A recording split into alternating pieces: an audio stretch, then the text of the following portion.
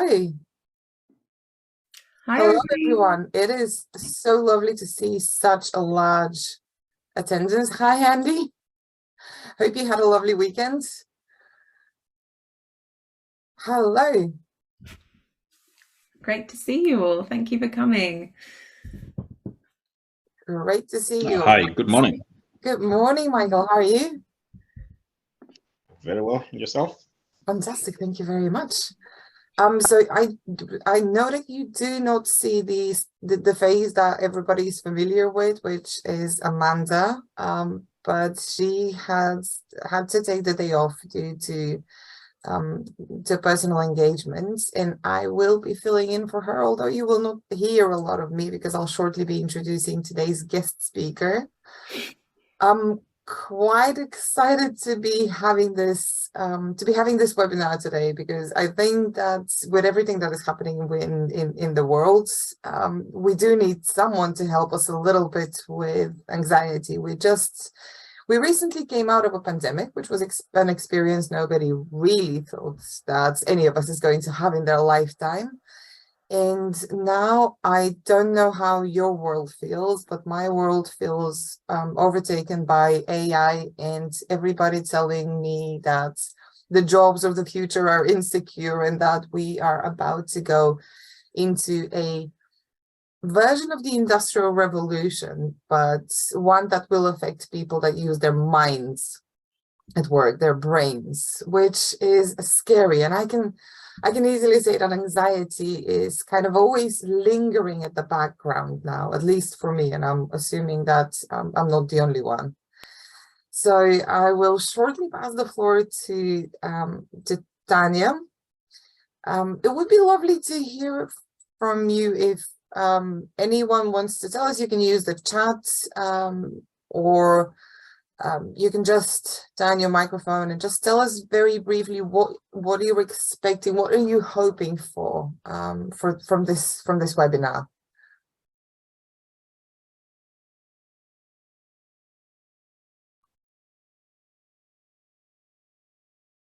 Okay, we're having a little bit of silence. I will not put anyone under the spotlight. Oh, I wonder if Michael was going to say something, because I thought he went off mute, but I could be wrong.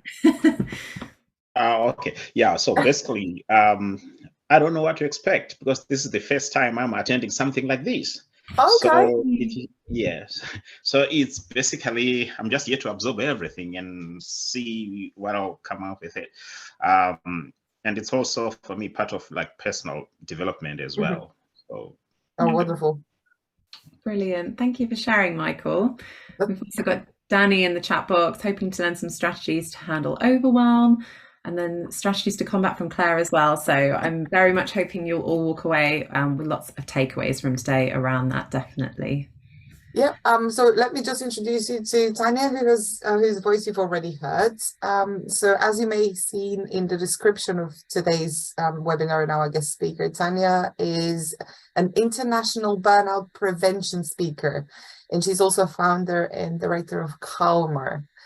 And today she is going to give us exactly what I can see that you were hoping to get. She's going to give us a lot of knowledge on mental well-being, mental health and well-being strategies.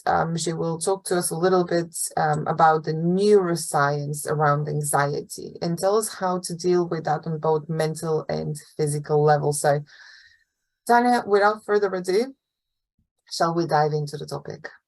Absolutely. Thank you so much for the introduction, Nina. So welcome, everybody. It's so lovely to be here.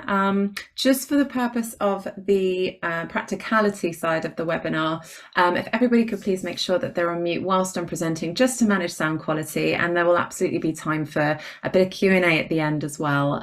So obviously we only have a finite amount of time together today, so I just want to make sure I can give you as much value as possible. And it's a real pleasure to be here. So Calmer is a mental health and burnout prevention training organisation based in the UK, and we support clients globally. So just to give you a little bit of context, this is our area of specialty, and it's a topic that we're very passionate about. So I'm really excited to dive in and support you all with this subject matter. So without further ado, I'm going to go ahead and share my screen with you all. So hopefully everyone can see that. Just a little thumbs up if you can. Yeah, perfect. All right, so, okay. How to manage anxiety and create positive change. So anxiety is something that we hear about a lot nowadays, isn't it? So I'm really looking forward to just really clarifying with you all exactly what it means and how you can understand it better for yourself and navigate it and put empowering steps towards supporting yourself to overcome any anxiety. So their learning outcomes from today are to help you understand the different states of anxiety and the various ways it can manifest, explore the neuroscience of stress and burnout and how the brain enables well-being, and also learning practical ways to prevent anxiety, stress and burnout from escalating. So just a bit of context around Karma. Our philosophy really is that a happy mind makes for a happy business. So whether you're an entrepreneur, freelancer, professional working within a busy business team, whatever context you work in and you know how you're joining us today, I really hope that these strategies and insights will support you in your working life and in day-to-day life in general. So with Happy Mind, Happy Business, everything that we do at Karma is underpinned by that philosophy and our three core values, which are education, so nurturing your mindset and your well-being to support your mental health, community, building your support system and your tribe, the value and importance of a support network in your life, and connection, connecting with yourself, deepening and enhancing a higher state of self-awareness, but also connecting with others. So by following these kind of three values, this absolutely is integral to supporting your mental health and well-being. So to start with, what does anxiety mean to you? I'd love to just get a bit of context within the group. So if you can please share in the chat box, what does anxiety mean to you? There's no right or wrong. There's lots of different ways to think about it. And it'd be great to just get started with understanding what your perceptions are around anxiety. So I'm just going to come out of screen share to read what people write. So do feel free to share in the chat box. What does anxiety mean to you?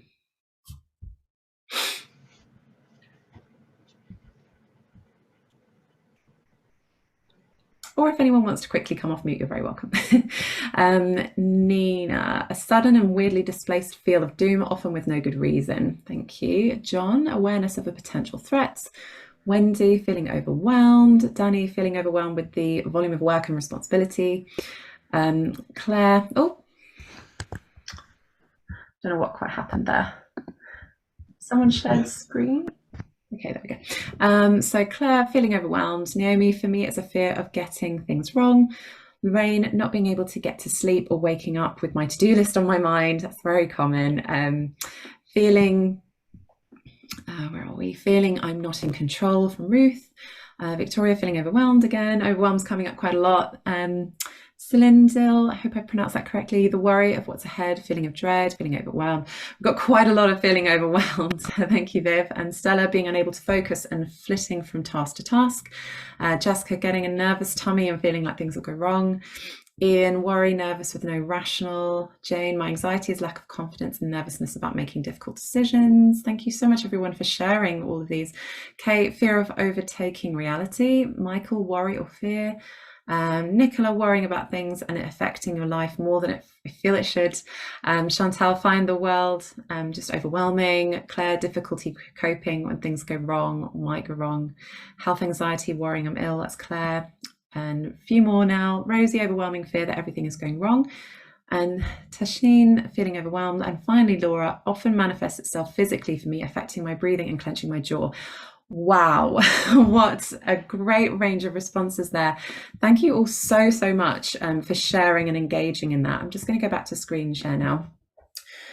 Every single one of those responses is completely valid. And the key thing here about anxiety is it is a universal experience. Everyone that lives on Earth has had anxiety from time to time, has experienced feelings of anxiousness. So we're really going to delve into that today. And all of those responses are symptomatic of what anxiety can feel like. And it's different for everybody. So that's also really important to know. So let's first of all understand the link between stress, anxiety, and burnout, because often we hear these terms and they can get mixed together and it can be difficult to understand, well, what is the differentiation between them, right? So just to start with, a few stats just to give you a bit of an understanding about the impact of anxiety. So 60% of UK employees are experiencing anxiety, and 67% of those employees are typically aged between 16 and 24. So people of any age can experience anxiety at different levels and degrees, but this is what the latest research is showing. Globally speaking, around 3.6%, which is approximately 264 million people, live with an anxiety disorder.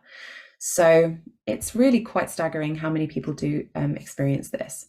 1 in 6 workers will experience depression, anxiety, or problems relating to stress at any one time. 1 in 6, right? So if you think about how many people you work with, how many professionals there are in the UK alone, that's a lot of people that can be dealing with this.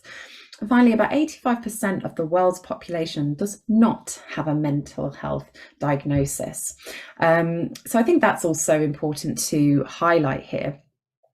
So a lot of people do not necessarily have a mental illness, but these people also, it doesn't mean that they're necessarily mentally well or thriving due to pervasive stress, worry, loneliness, or other challenges. Okay, so there's varying degrees of how we experience our mental health.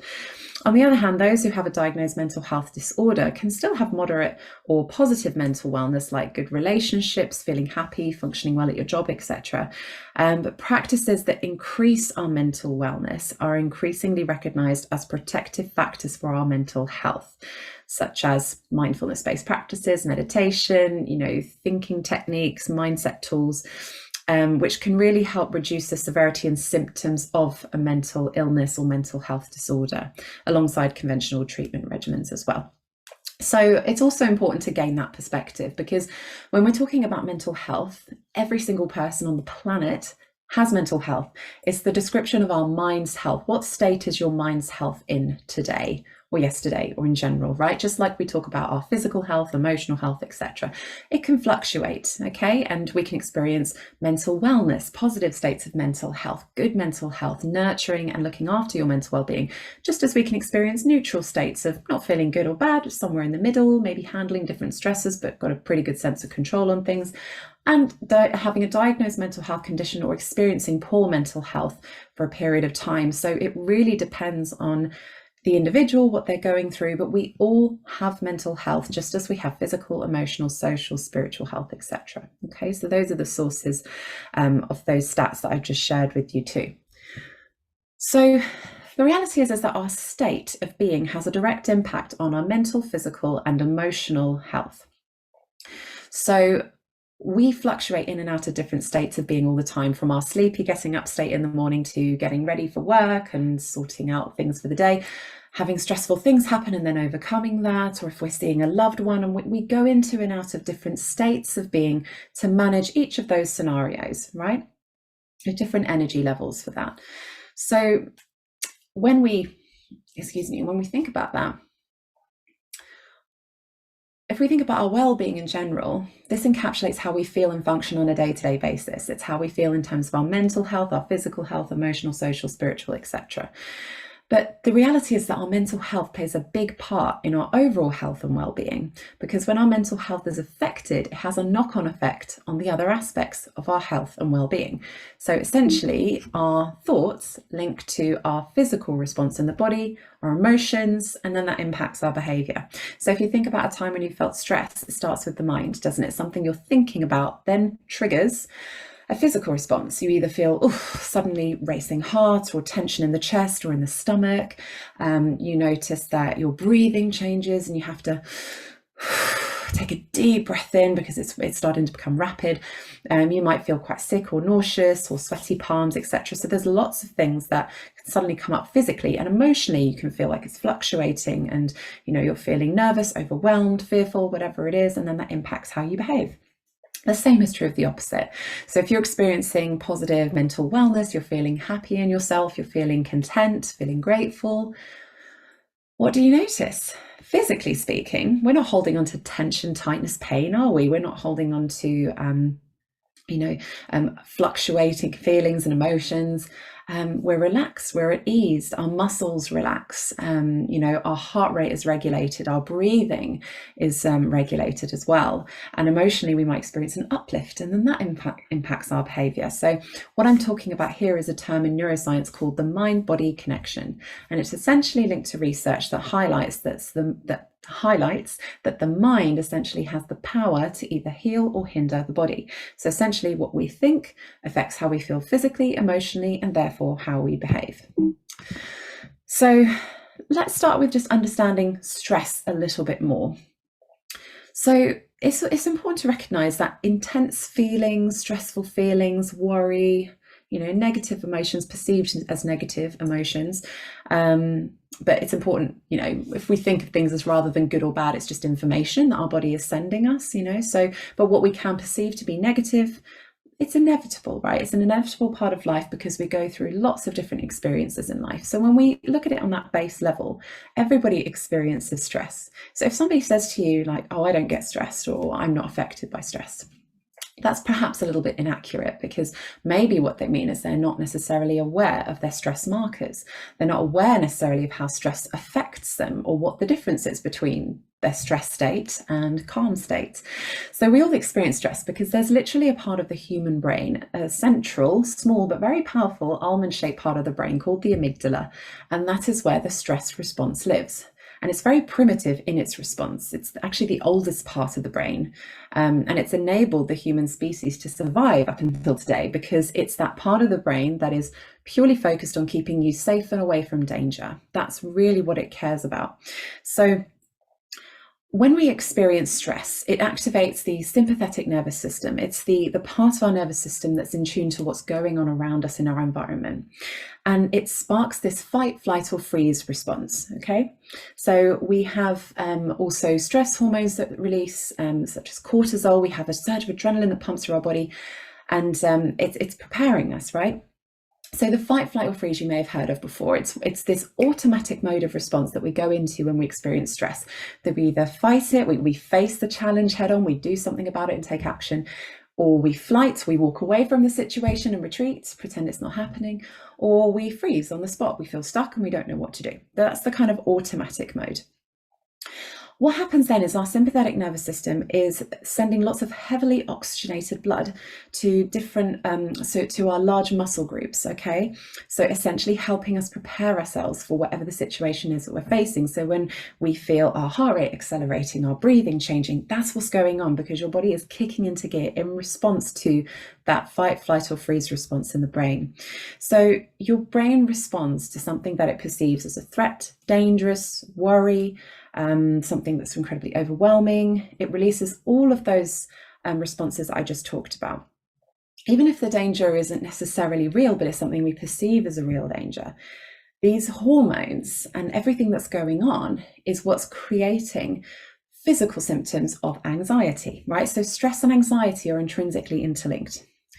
And anxiety can be there to help us out in some ways. It can, just as we have that stress response and we then have physical responses of anxiety in relation to that, it's initially information that's really important for us to know about. Like, for example, if you're actually in a life-threatening, dangerous situation, you need to know, so like, even if you think about something like if you step out into the road and a car comes tearing around the corner, that impulse that you have in that instant to take a step back and keep yourself safe is your stress response kicking in. It's the anxiety kicking in. So if we didn't have that, we'd just be like, oh, a car, and then that we might not step out the way, and then that wouldn't be good for us. So in some circumstances where it's short, manageable bursts of stress, short bursts of anxiety, that can actually help us take action or do something that we really need to do to keep ourselves safe, right? So stress and anxiety are intrinsically interlinked, and anxiety is that response that indicates to you in the body that something doesn't feel right, or something needs to change, or your attention needs to go towards something to resolve it. So there's a whole host of different signs and symptoms of anxiety that we can experience, which I'm going to go into more detail with you shortly. But it is, like I said before, it's a very universal experience. Instead of necessarily thinking of it as a label of anxiety and I have anxiety or that kind of thing, like when these things happen, it's feelings of anxiety. You know, we can look at it as actually it's a very universal thing, you know, an experience that everybody goes through, these feelings of anxiousness, this experience of anxiety, that's a natural, normal response in the human body. So in these instances, especially when your brain is indicating you to pay attention that something really needs, you know, your focus, that can be a helpful aid, you know, and it can help you overcome something. It can give you a drive, focus. It can motivate you to take action. It can actually lead to an outcome where you feel really proud of yourself for overcoming something that was really challenging, right? So short, manageable bursts of stress and feelings of anxiety is one thing. But when you experience high levels of stress and ongoing periods of stress and anxiety that's unresolved, that can lead to higher fluctuations in anxiety issues, mood disorders, and eventually even burnout, where you can feel mentally, physically, and emotionally exhausted, like a car running with no fuel. There's just nothing left to give, right? So that experience of burnout comes after a long period of time, but it's different for everybody. There's no clear-cut answer. There's no one size fits all when it comes to mental health and how we experience our mental health or issues related to our mental health. But it's when you are literally at your last resort. So we have a model here we created at Karma inspired by the Winona State University study on burnout, and you can find this on our website. If you go to our blog and search for the 5 stages of burnout, this is our highest performing blog on our website, and we break down these 5 stages of burnout. So how do you actually get to that stage even? So I really encourage you to look at this in more detail when you have time. But just to give you a brief overview now, sort of starting with that high job satisfaction, commitment, energy, creativity, what we call the honeymoon phase of when you're just getting started out with something. You know, you may be noticing nervousness or a little bit of anxiousness, but it's towards something that's ultimately, you know, something you're looking forward to. This can eventually lead to an onset of stress once, you know, reality kicks in and, you know, maybe some stresses arise in relation to what it is that you're doing. Optimism can wane a bit and common stress symptoms can start to affect you.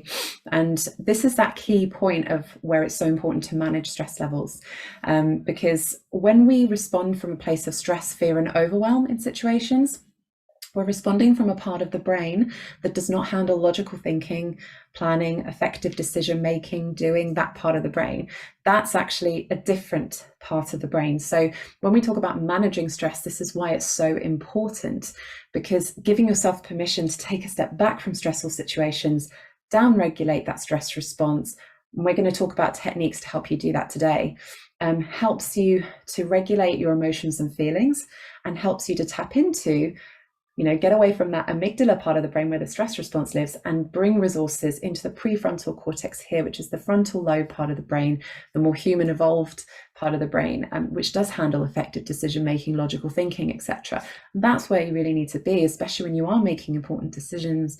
You know, you need to think clearly and with clarity. So this number 2 stage, you know, it's really important to give yourself permission to take a step back from stressful situations and navigate and manage stress levels so that it doesn't escalate over time. You know, we've all been there, right? And we can, you know, easily just go, oh, it's okay, I'll be fine, I'll sort it another time, or I need to get on with things. And we put stuff to the side, but then the stress just starts to build and build and build. And in time, it can develop into chronic stress, where you notice a really marked change in your stress levels, more intense symptoms, perhaps behaviorally as well, more of a detachment from situations, more of a attachment to substances to help get you through, for example, like coffee, you know, sugar, alcohol, etc. So there can be really clear signs that you're not quite yourself and you're really struggling. And then over a longer period of time, where this escalates even more and more, this is where it can lead to burnout, where your symptoms become a lot more critical. It feels increasingly difficult to cope. Like I said before, extremely exhausted, mentally, physically, emotionally. And then this can lead to habitual burnout, where your symptoms feel that they're significantly ongoing, and can lead to mental health diagnosis, condition, etc. So I really do encourage you to read that in more detail when you have some time. But let's get into understanding anxiety and the real details of it that bit more. So hopefully that's given you a solid overview of how anxiety links to stress and burnout when we hear these terms and what that means. So there's a great quote here by psychologist, author, and podcaster Lisa Darmore. She says that when we engage in catastrophic thinking, we overestimate the risks and we underestimate our ability to manage the risks. I really love how this is described, because for me, it beautifully and concisely highlights what is happening in that moment. We overestimate what's going on when we engage in catastrophic thinking, overwhelming thoughts, fearful thoughts, feeling out of control in our circumstances. And in that moment, we can really severely underestimate just our ability and our capability to actually manage what's going on. So that's part of what the techniques I'm going to share with you today is going to help you to achieve, to really try to prevent anxious feelings and overwhelm from escalating. And, I do ask you to also consider for yourself, make this as bespoke and as relatable as possible for you. So if there's certain circumstances you're thinking of, like a few of you mentioned in the chat box earlier, if there's certain scenarios where anxiousness, feelings of anxiety can crop up for you, have a think about those and in relation to what we're talking about now, and how these techniques and this understanding can help you manage those situations better. So as I mentioned before, anxiety, feelings of anxiousness are universal and everyone experiences them. There's mild forms of anxiety where, as I mentioned earlier, it's the initial experience of, stress escalating and those anxiety responses coming up in the body, etc., to indicate to you that something doesn't feel right or that something needs your attention. But, so we can all experience mild forms of anxiety. For example, if you're about to give a big presentation, or you're about to have a really important client meeting, or if you have to have a difficult conversation with somebody that you're feeling really nervous about, you might notice beforehand your stomach feels in knots, your palms are sweating, your heart rate's increasing, your breathing's constricted. And as I mentioned earlier about the sympathetic nervous system, what's going on in your body is essentially preparing you for that situation. So once you go into that situation, you give the presentation or you have the chat, whatever it is, afterwards, you might notice, you go, phew, okay, thank goodness that's over. Right, I can get on with my day now. And then you don't really feel those anxious feelings anymore. You just get on with your day. You feel relieved, and then you're getting on with things. So that's an example of mild anxiety, right? Or natural, normal anxious response in the body when you go through stress and anxiety, okay? Anxiety can escalate into an anxiety disorder, and the hints in the word there, it's disorderly, it's disruptive to your daily life, and it's can affect the quality of your daily life too. When it tends to build ongoing over a period of time, and you're feeling that sense of anxiousness and overwhelm and worry, when there isn't evidence around you that there is a threat or danger or something actually happening to indicate that. It's just an ongoing consistency. And that's the distinction between a natural anxious response, mild form of anxiety, versus an anxiety disorder or something that's escalating into something more serious. So when we look at signs and symptoms of anxiety, it's a very physical response in the body, but also psychologically speaking, it can be very overwhelming and it can affect our behavior. So here are some examples. When you have excessive fears or worries, a sense of feeling dread, like something bad is about to happen, also becoming increasingly distracted because you've got so many worrying thoughts going through your mind. So social withdrawal in some cases, again, as I said earlier, everyone experiences anxiety in different ways, but these can be signs and symptoms.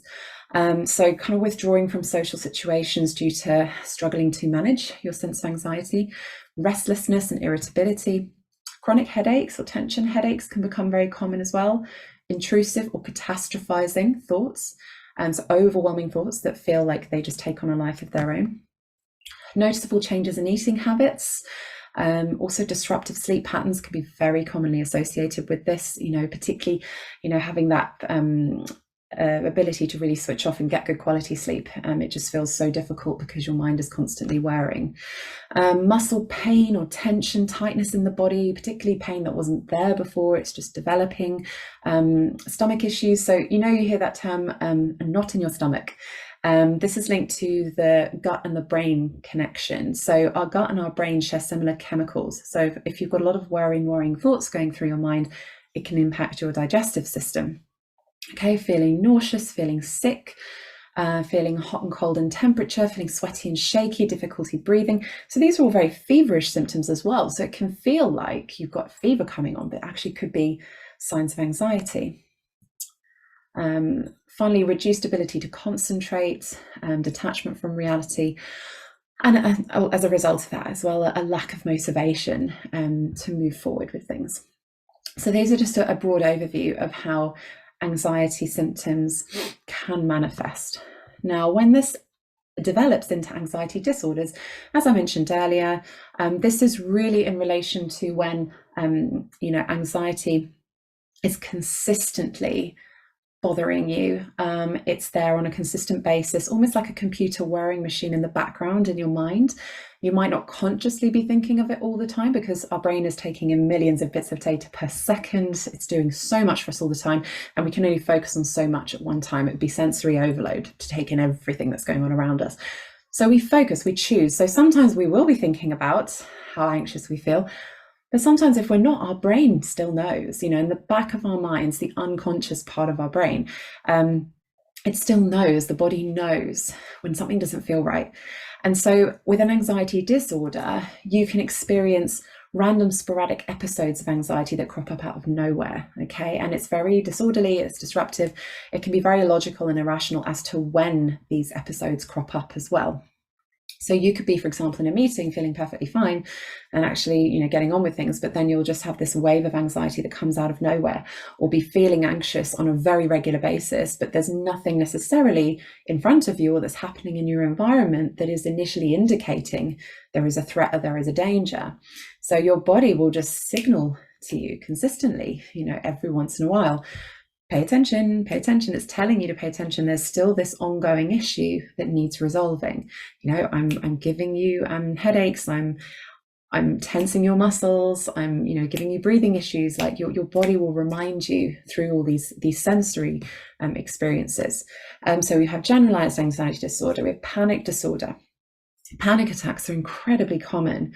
It's particularly when you're feeling out of control in your circumstances, overwhelmed, not sure what to do, feeling extremely fearful, and your body can have this really intense physical experience where your heart rate rapidly increases in speed, your breathing is constricted, and you have a surge of adrenaline that spikes up to 2.5 times more than a normal surge of adrenaline, say, when you're stressed, right? So it's all happening in an instant, and it can be very scary.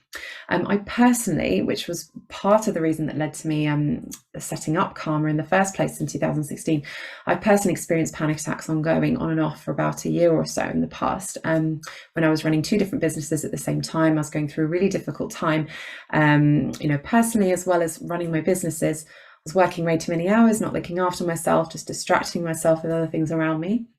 And then I eventually, it inevitably led to experiencing high levels of anxiety, burnout, having to take time off work, and really struggling, particularly with panic attacks on and off for about a year. And they can crop up anytime, day or night, and for short periods or long periods, on and off. It can be really quite erratic and difficult to know when it will happen. And back then as well, we're talking about 9 years ago now, mental health really wasn't talked about that much or at all. So I had no idea what I was going through. And part of the reason why I feel so passionate about educating on mental health at large and helping people to understand the wide spectrum of how we experience our mental health, and the real importance in the business world, especially to have these platforms that say, it's okay if you're struggling. If you are, it's a normal human experience, and this is what you can do to help yourself. So just a bit of a backstory there. That's part of the inspiration as to what led me to retrain in this space and create and launch Karma. So with panic attacks especially, research has shown that on a sensory level, the experience of a panic attack can be very similar in nature to the experience of a heart attack or an asthma attack. So if you're not aware of the signs and symptoms of a panic attack, it can easily be mistaken for one of those, which can be incredibly scary. So as a best practice, it would always be advisable to get medical support, just to have a checkup, particularly if it's to do with the heart. Get a checkup to make sure everything's okay. But there are things that you can do, obviously, to help a panic attack and help sort of avoid a panic attack from escalating as it happens. And one of the things is helping to control your breathing. But obviously, and we'll talk about the conscious breathing exercises in a bit, but there's There's so much that goes into why panic attacks can manifest, and definitely linked to a sense of feeling out of control in your circumstances is really common. So trying to understand what the root cause of these panic attacks are, of course, is really, really important, and it can be quite difficult to understand.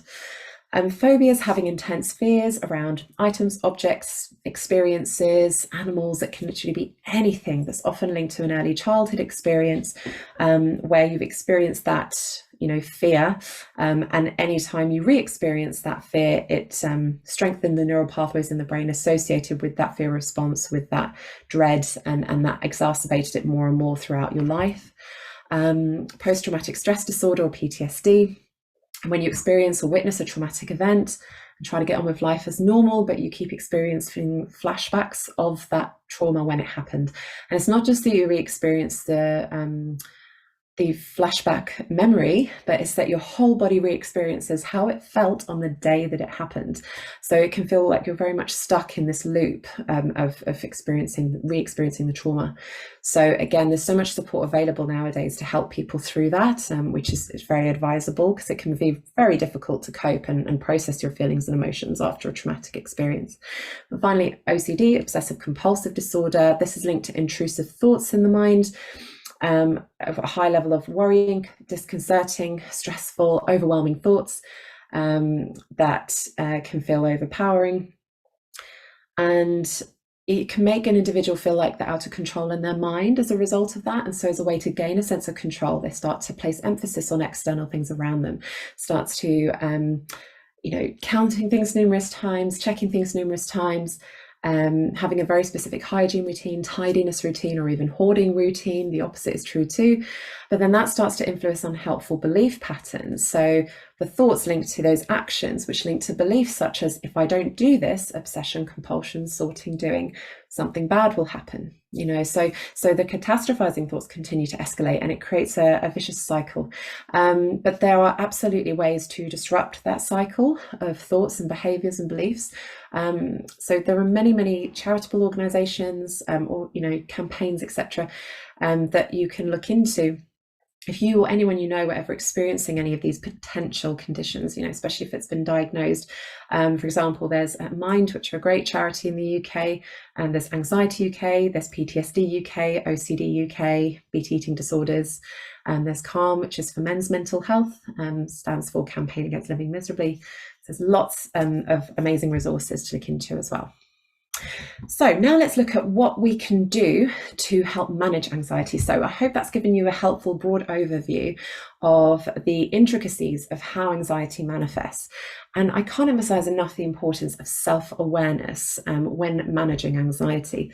You're with yourself, in a relationship with yourself, 24/7 for your entire lifetime. It is without a doubt the most important relationship to nurture. And so deepening and cultivating a heightened state of self-awareness on a regular basis helps you to better understand yourself, to know what feels like a norm and what doesn't feel normal to you in your feelings, your emotions, how you are. And can help you better identify a little bit earlier if something doesn't feel right, if things do feel off kilter. Knowing what to compare that to, what is a peaceful state? What is a baseline foundation of feeling centered, feeling calm, feeling grounded in yourself? And then when things do feel off kilter, you know what to compare that to. Say, well, this doesn't feel like me, this doesn't feel how I usually am. And there are lots of ways to practice self-awareness. And one of the most scientifically proven ways to manage anxiety, feelings of anxiousness, and deepen your sense of self-awareness is through the power of conscious breathing. Now, yes, we can look at that and say, well, I breathe every day. What's the big deal? It's a really important part of being human. We all have to breathe, yeah?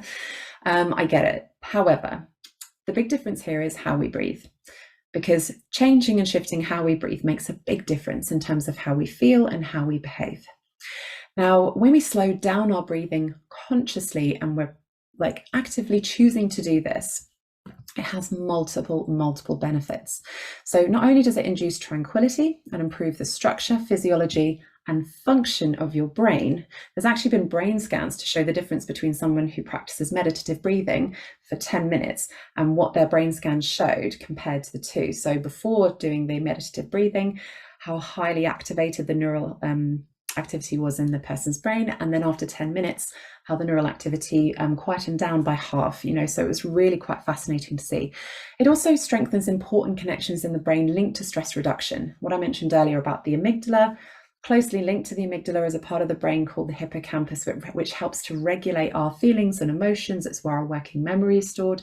And then that prefrontal cortex part of the brain, which handles logical thinking. When we manage to actively reduce stress, it helps those three functions in the brain work in tandem together to downregulate that stress response and help us feel more empowered to make better decisions.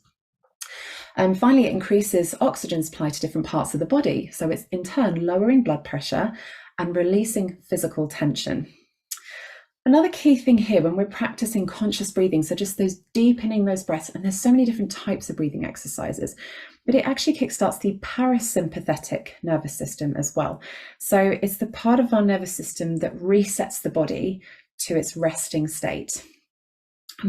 Essentially, when we breathe deeply and slowly, that indicates to the body that we feel safe. If you ever think of a time when you've had a break away from something or in a holiday, you're just feeling really relaxed. Do you notice what your body does? This feels nice. I could do with this break, right? So our body naturally responds in that way. When we're feeling a bit more relaxed, we're in a more relaxed situation. Our breathing responds in that way as well, which is quite fascinating when you think about it. So let me share some mindset tools with you to prevent anxiety from escalating. So whatever scenario it is, you notice that anxiety is cropping up, it's having an impact in that moment, and you need to do something to help mitigate and down-regulate that stress response, that anxiety response. So one technique is called HALT. It stands for, am I hungry, angry, lonely, or tired? Now, these are 4 very basic but very powerful human needs, right? We all share these similar human needs. And actually, when these feel off kilter, that can absolutely have an impact on your stress levels. So asking yourself, am I hungry? Do I need to just actually nourish the body? Do I need some nutrition? Am I, thirsty? Do I need to rehydrate myself, right? Am I feeling dehydrated? Am I feeling angry? Are my emotions a bit fluctuated and all over the place? And if so, why could that be? Do I know? Am I feeling lonely?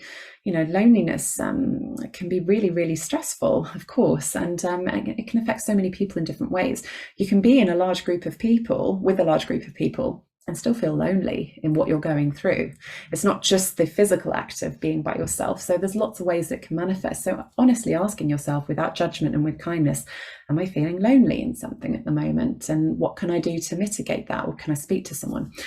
And then, am I tired? Oh gosh, our sleep is really like the cornerstone of all our health generally, really, really is. And we don't have time to get into that today, but our sleep is not only, time for our physical body to rest and, recuperate and, replenish our skin, hair, nails, etc., all of those things, but it's our brain's time to rest as well. As I said earlier, our brains are taking in millions of bits of data per second. So it's doing a lot for us all the time. So our sleep state as well is our brain's time to take in all the day's information, sort things out. Sometimes we have weird, quirky dreams about what's going on in real life. This is why, because your brain is still working for you, like a computer machine, whirring in the background. It's sorting things out. It's, should we resolve this? What does this mean? Put this away. That's resolved. So there's a lot going on. And we need adequate time to sleep, on average between 7 to 9 hours a night for adults, maybe a bit more, a bit less, but it depends on the quality of sleep. And it helps our cognitive abilities the next day. There's so many benefits. So looking at those 4 areas is a really good starting point. And often when we put those back into balance, it can be amazing how much better we can feel. Is this anxiety or something else? I think that this can be a really helpful question to ask yourself when you're facing a situation that you're noticing feelings of anxiousness coming up. And they can easily escalate into overwhelm, fear, worry, as we talked about earlier. But actually, could it be excitement? Could it be anticipating a new circumstance? Could it be something else that we could label? Like if you are, for example, giving a presentation about something, you've been working really hard on it. Could it be that the anticipation you're feeling around that is excitement rather than anxiety? You might still be feeling anxious about it, but could we also think about what other positive elements could be involved that's leading to a positive outcome? Am I safe in this moment? Again, a really simple but very powerful question to ask yourself, because an overwhelming feeling of anxiety can leave you feeling that you're in danger, that there's a threat, that you're feeling incredibly unsafe. But just trying to look at the situation for what it is, embrace your surroundings, consider the thing, if you're aware of what it is that's making you feel anxious, and asking yourself, but am I safe? And just that simple bit of knowledge can help to reduce feelings of anxiety a little bit by knowing physically that you're not in danger. There's not something that is, like I said earlier about a car coming around the corner and you just stepped out into the road, or something that's physically in your environment creating a danger, or mentally, if you're feeling in danger because of somebody's behavior or something like that. So ask yourself, am I feeling safe? Or am I safe in this moment? And if you are, like, logically speaking, that can be something that, even if you're still feeling anxious, it's just helpful to know, okay, there isn't someone coming at me, or there isn't this situation where I'm in physical danger. I notice I'm feeling. This can be a really kind way to talk to ourselves, because, sometimes if you notice self-deprecating thoughts that are, sort of like, oh, I shouldn't have done that, or I was so stupid to think this, and I could have done better with that, and thoughts that aren't necessarily helpful to us and that can really build feelings of anxiety as well. If you're feeling worried about something's bothered you, consider saying to yourself, I notice I'm feeling, because it creates a little bit of a detachment away from the situation, number one.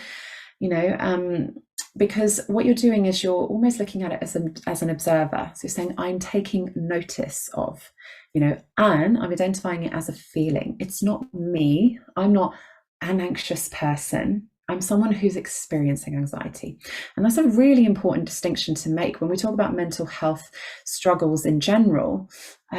We are not our struggles of mental health. That does not define who we are as human beings. We go through and experience mental health challenges, perhaps, or maybe even a diagnosis or whatever it is. But even so, that is not the sum of who you are. You're so much more than that, and you have masses of potential within you. So it's really about recognizing that what you're going through is something you're experiencing. I'm experiencing feelings of depression. I'm experiencing anxiety right now. I notice that this is how I'm feeling, but it doesn't mean that is who I am. It's something I'm going through. Who might be able to help me? We do need each other from time to time. We're not designed as human beings to be isolated in our experiences or just cope alone. Sometimes we may want to, and that's perfectly appropriate, but other times we may need to admit to ourselves when we could really do with some help. So think about who's in your support network, who do you trust, who could you speak to? And then what is in my control and what is out of my control? Again, two very simple but incredibly effective questions to ask. Identifying what is in your control and what is out of your control. You could write this down as two lists on a piece of paper if you had the time and resource to do that. Identify the things that are happening, even if it's just a brain dump of everything that you're feeling anxious about in that moment. And then go through each item and ask yourself, do I have some sense of control in this? Can I do something about it? And if you identify anything that's not in your control, you can still have control in your reaction to that situation. No one can take that away from you, right? So even if you can't control something, because we can't control everything in life, look at the pandemic that happened as an example, right? So some things will just be out of our control.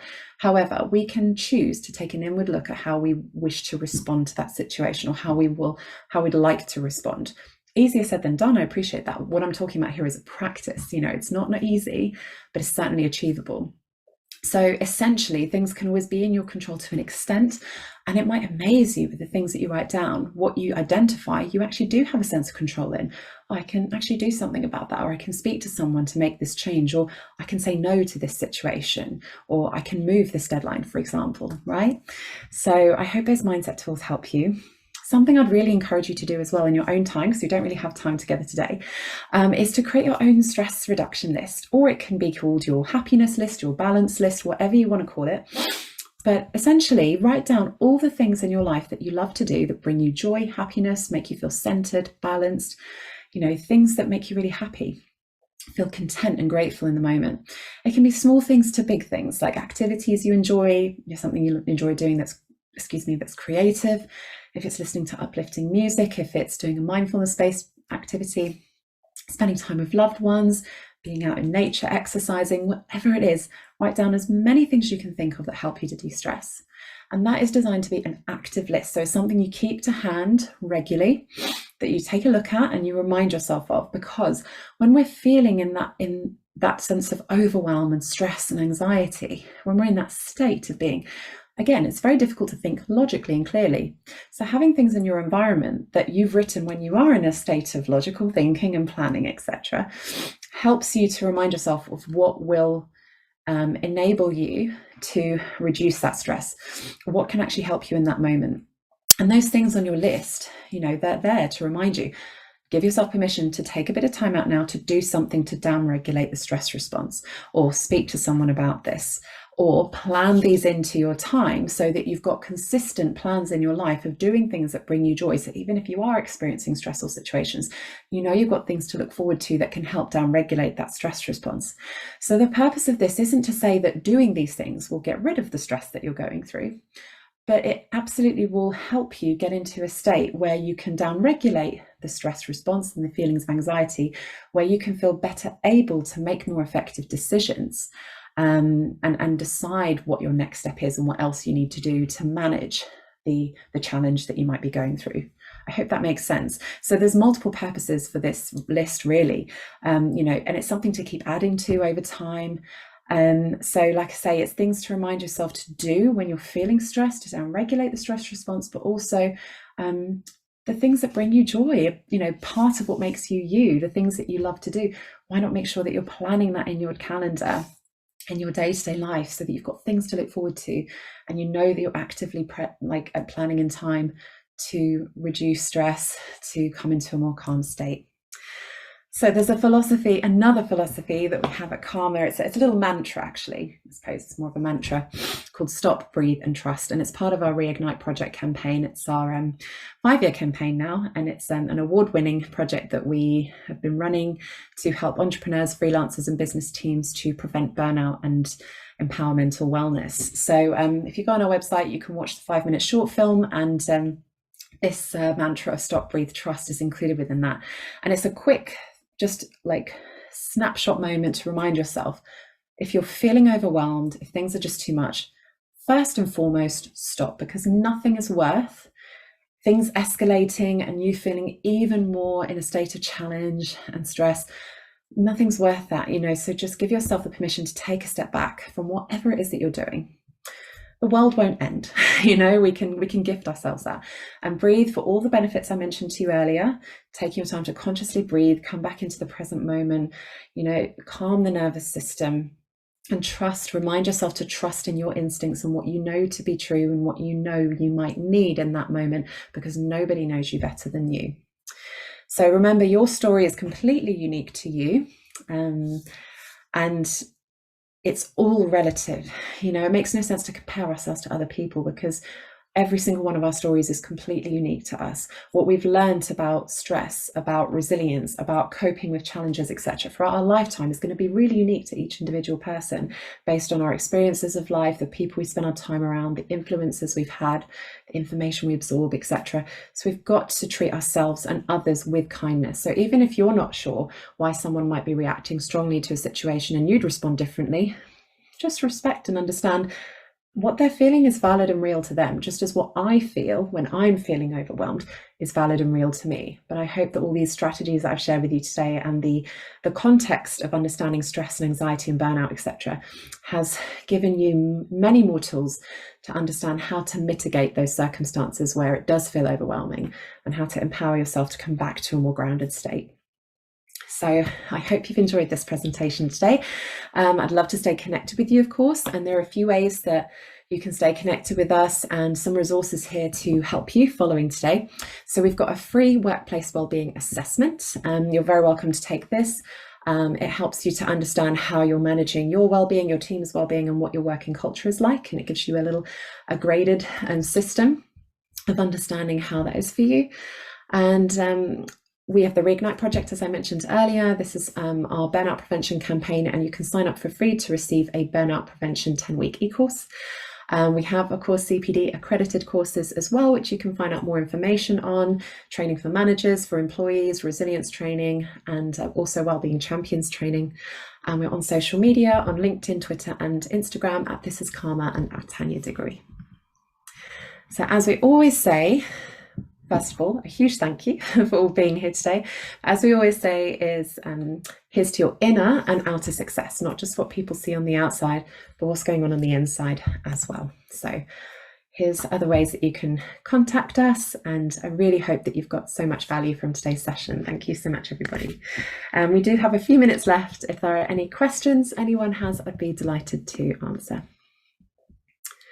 I just wanted to say, Tanya, that was absolutely wonderful. And I did take notice of something you said at some point regarding nourishment. So sometimes anxiety can kick in when your body doesn't feel nourished. And I remember I stumbled upon some information somewhere that the food we eat can trigger a chemical reaction that actually supports the development of anxiety attacks, of panic attacks. It just doesn't give us the nourishment we need. Do you have any more information on that? Because I would not be able to explain it well. Yeah, I mean, again, with the time that we have, there's not a lot of time to get into this, but there is so much fascinating research around the link between the gut, the brain, our emotions, and it's something like about 90% of how we feel stems from the gut as well. So very much what we're eating certainly plays a big part in our emotions as well, and how we're feeling, how we behave, etc. So yeah, I mean, I would encourage you all to look a little bit more into that. We do have some blogs on our website as well about nutrition, the link between nutrition and mental health. Yeah, we've got a very intuitive search bar on our blog, so if you put in nutrition, you can find the blog for that as well. Wonderful, thank you very much. Thank you, Nina. And to answer the questions of everyone, yes, we will be emailing the link to the recorded webinar. Does anyone have any other questions to Tanya whilst we still have her? Thank you so much for your comments, everyone. Not a question, just a comment. That was really, really helpful. Thank you. And I know that there are people in my network at work who would really benefit from this as well. So when the webinar, when the recording does come up, I'll share that with them. Yeah, please do feel free to. Thank you so much, Danny, and I'm really pleased you enjoyed it. Thank you. Fantastic. Well, thank you everyone for joining us, and I hope that we all get to use the tools that Tanya has shared with us today when we dive into yet another, what I assume will be a busy week for everyone. Yeah, absolutely. Thank you so much everyone for coming along today, and yeah, do get in touch. Let me know how you get on. If you have any other questions, be delighted to keep in touch. So thank you very much. Wonderful. Thank you everyone. All right. Thank you. Bye. Thanks. Bye.